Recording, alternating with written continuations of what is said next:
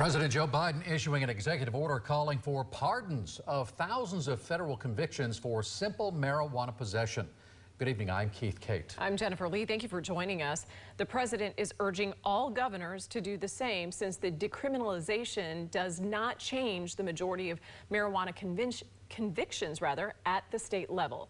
News Channel 8's Trevor Sohaki joins us live from the Hillsborough County Courthouse. And Trevor, if this isn't impacting that many people, why do it? Well, Jen and Keith, the idea here is to jumpstart a broader change in the country's thinking around marijuana. Hundreds of people walk into this courthouse behind me every year on state marijuana charges. Well, unfortunately, this presidential pardon wouldn't impact them. The idea was for broader reform. I thought it was a wonderful, wonderful day. Thousands of people's lives have been destroyed from simple possession. Renewed hope on the side of the medical marijuana advocates after President Biden's pardon of those federally convicted of simple possession. People are unable to get better jobs or get jobs, to get housing, higher education, all because of their possession of something that most people nowadays recognize as not something that should have that level of restriction on. Dr. David Berger owns the Holistic Relief Medical Cannabis Clinic. He hopes Biden's move will help push a rescheduling of marijuana. Right now, it's up there with fentanyl and LSD.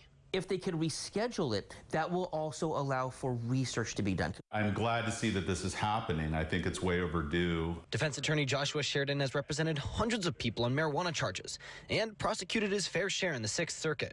Up until recently, the way that these have been prosecuted is if you were convicted, not only did you have a conviction on your record, but you get your driver's license taken away from you. While there aren't many federal convictions for simple marijuana possession, Sheridan doesn't see that as the point of the presidential pardon.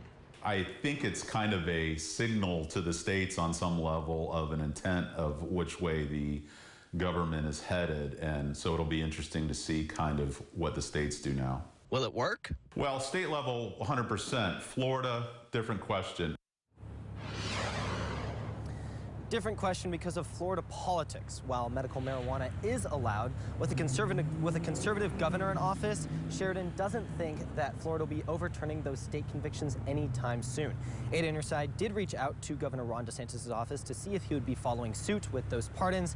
We have yet to hear back. Live in Tampa, Trevor Sohaki, 8 on Your Side.